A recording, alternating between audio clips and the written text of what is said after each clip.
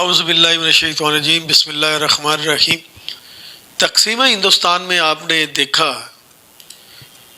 Doctor اسرار صاحب نے جو بیان کیا وہ سنا آپ نے، تو اس کی ابتدا تقسیم ہندوستان کی کیسے شروع ہوئی اور پھر کانگریس کا قیام اس میں ہوا، اور کانگریس کے قیام کے بعد مسلمان ہند نے اپنی ایک جماعت کی کمی محسوس کی، اور اب اس پارٹ میں آپ کی خدمت میں مسلم لیگ کا قیام کی کیا وجہ بنی، مسلم لیگ کے قیام کی کیا وجہ بنی، اس میں ڈاکٹر اسرار صاحب نے بڑی پر اثر گفتگو کی ہے۔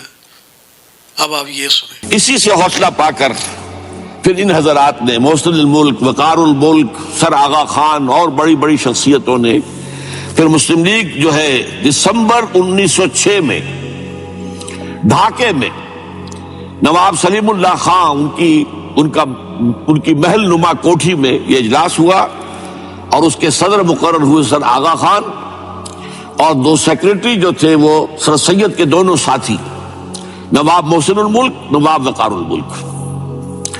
اب اس قصے کو ذرا یہاں چھوڑ کر آگے آئیے۔ دو عظیم شخصیتیں مسلمانوں نے ہند کے اندر پیدا ہوئی، ان دونوں کو ہم کہہ سکتے ہیں کو فاؤنڈرز آف پاکستان۔ ایک علامہ اقبال جو مفکر، فلسفی، دانشور، شاعر، اور دوسرے مسٹر ایم اے جناح۔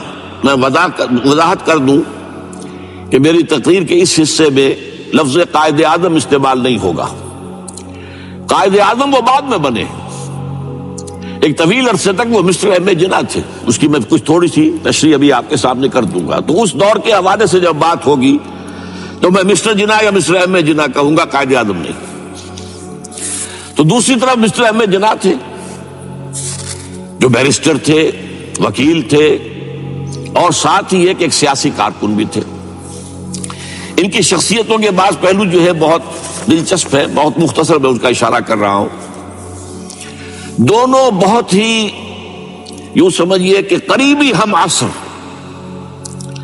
علامہ اقبال جو ہے مسٹر جناح سے صرف 10.5 مہینے چھوٹے تھے۔ جناح صاحب کی پیدائش ہو رہی ہے 25 دسمبر 1876 کو، اور علامہ اقبال کی 9 نومبر 1877 کو، 10.5 مہینے کا فرق ہے۔ مقام جو ہے پیدائش کا اقبال کا تو طے ہے سیالکوٹ، اس میں کوئی اختلاف نہیں۔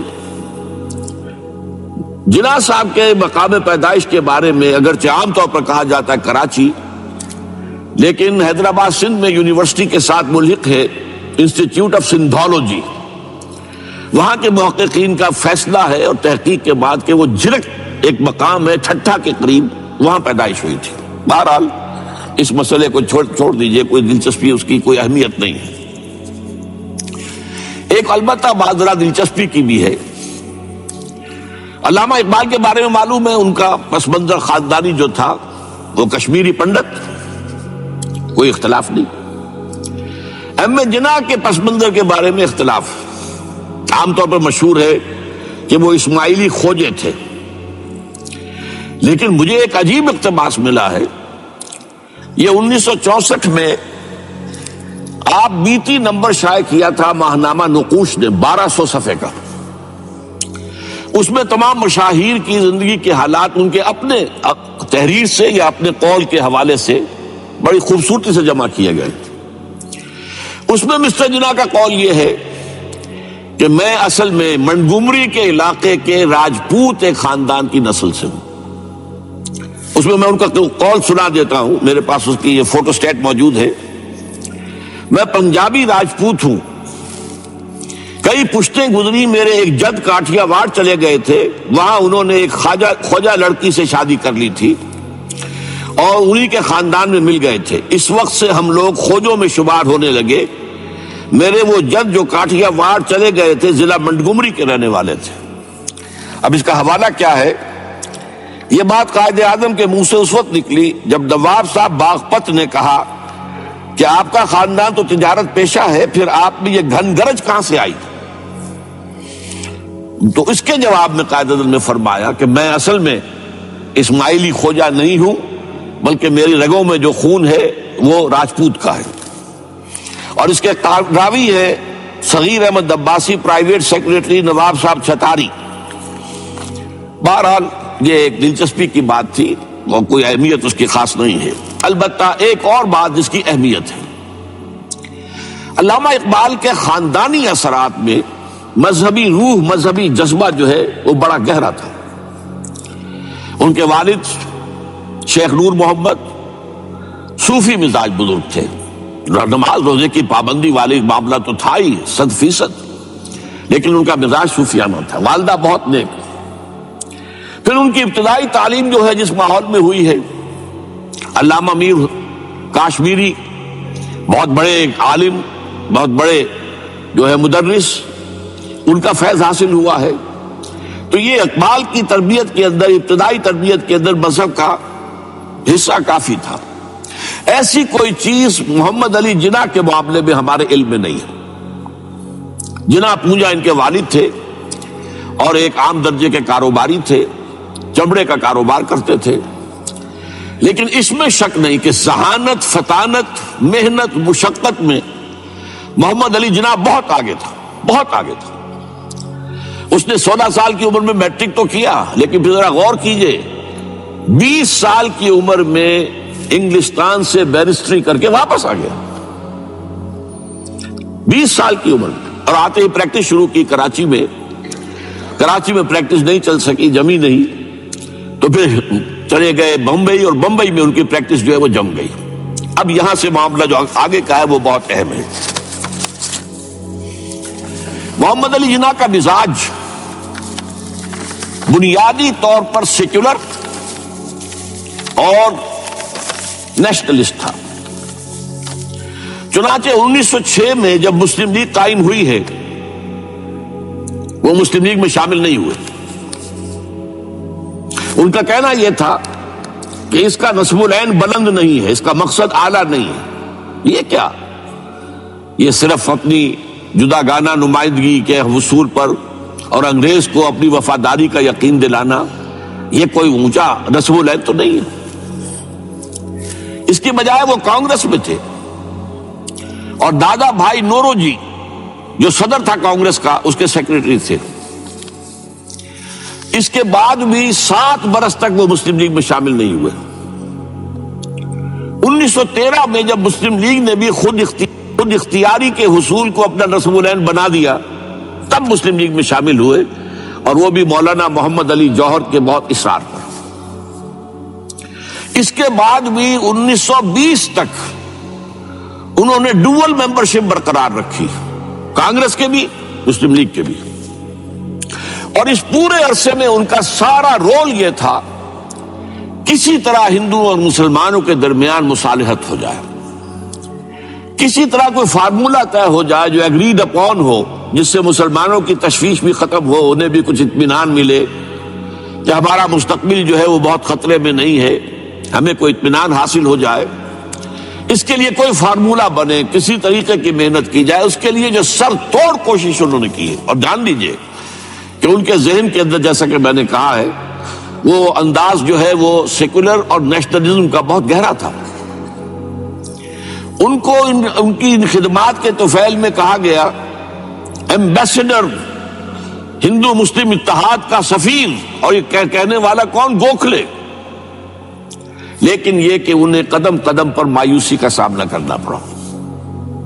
انہوں نے بڑی محنت کر کے، چونکہ 1920 تک ان کے پاس ڈوئل ممبرشپ تھی، تو کوشش کی کہ کانگریس کا اور مسلم لیگ کا اجلاس ایک ہی مقام پر ہو، تاکہ لیڈروں کا آپس میں میل جول، گفتگو، وہاں پہ ان کے بھی سارے لیڈر آئے ہوئے ہوں، ادھر کے بھی آئے ہوئے ہوں، تو اس سے یہ کہ گفت و شنید سے کوئی راستہ نکل آئے۔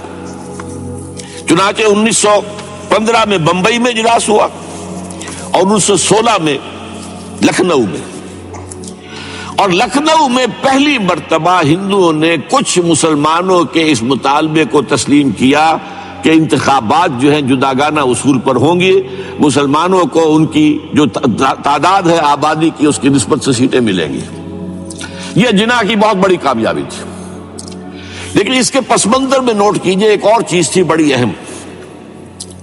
سن 1918-19 سے ایک عظیم تحریک ہندوستان میں شروع ہو چکی تھی، تحریک خلافت، کیونکہ خلافت عثمانیہ کو ختم کرنے کے لیے بڑی سازشیں چل رہی تھی، یہودی سرگرم تھے اور برطانیہ کے ذریعے سے وہ چاہتے تھے کہ اس کو جو ہے وہ ختم کیا جائے، خلافت کو۔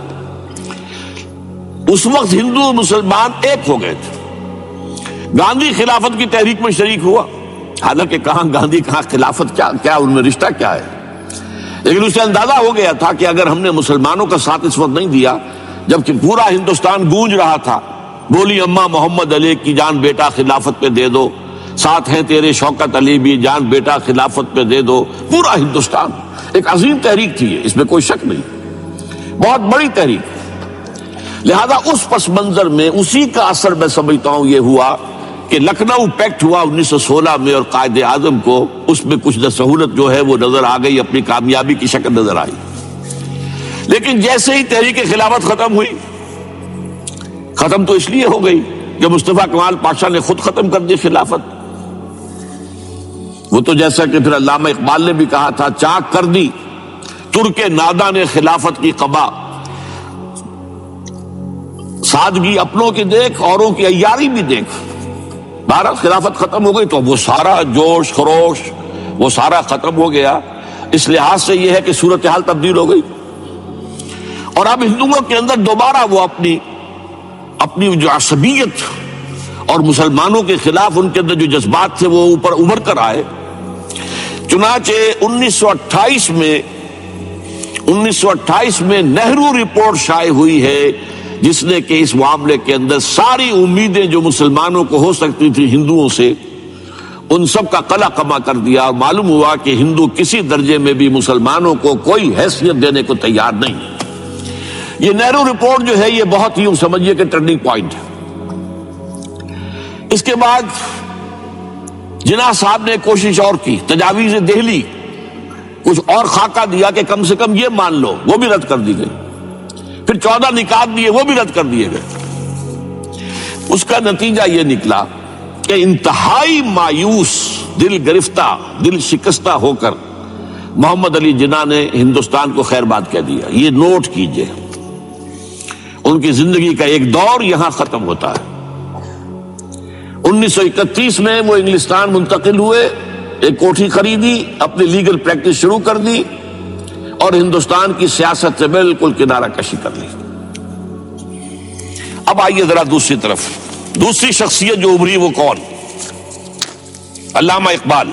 میں عرض کر چکا ہوں کہ ان کی ابتدائی تعلیم میں اور خاندانی پس منظر کے اندر مذہبی اثرات بڑے گہرے تھے۔ بہرحال انہوں نے ایم اے کیا ہے غالباً 1897 میں، اور اس وقت کا کچھ اقبال جو ہے اس وقت سے لے کر 1905 تک کا اقبال، ایک طرف تو اس میں بھی نیشنلزم تھا، ہندی نیشنلزم، یہ نوٹ کر لیجئے۔ چنانچہ اسی دور کا اس کا ترانہ ہے، سارے جہاں سے اچھا ہندوستان ہمارا۔ آج بھی جو ہندوستان کا ریڈیو ہے اور ہندوستان میں حکومت کے زیر اہتمام اس ترانے کی جو ہے وہ بڑی سرپرستی ہوتی ہے، بہت اس کو جو ہے نشر کیا جاتا ہے، سارے جہاں سے اچھا ہندوستان ہمارا، ہم بلبلے ہیں اس کی، وہ گلستاں ہمارا۔ بلکہ اس زمانے میں ایک ایسا شعر بھی انہوں نے کہا ہے جس کی کہ پھر شدید ترین نفی بعد میں ان کے اشعار سے ہوئی ہے۔ انہوں نے ایک نیا شوالہ کے نام سے جو نظم لکھی کہ سچ کہہ دوں اے برہمن گر تو برا نہ مانے، تیرے صنم قدوں کے بت ہو گئے پرانے۔ اسی میں ایک شعر ہے کہ پتھر کی مورتوں میں سمجھا ہے تو خدا ہے، خاک وطن کا مجھ کو ہر ذرہ دیوتا ہے، خاک وطن کا مجھ کو ہر ذرہ دیوتا ہے۔